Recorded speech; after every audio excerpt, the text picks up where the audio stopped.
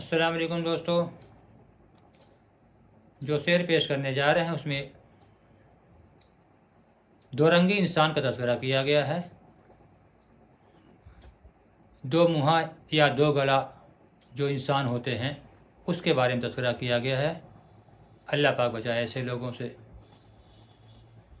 سماعت فرمائیں۔ دو رنگی چھوڑ دے، دو رنگی چھوڑ دے، ایک رنگ ہو جا۔ دو رنگی چھوڑ دے، ایک رنگ ہو جا۔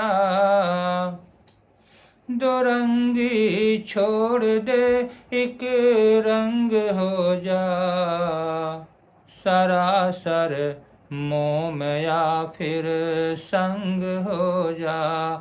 سراسر موم یا پھر سنگ ہو جا۔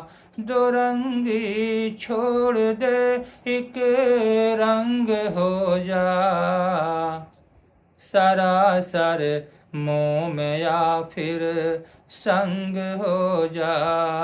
سراسر موم یا پھر سنگ ہو جا۔ سنگ مطلب پتھر۔ السلام علیکم۔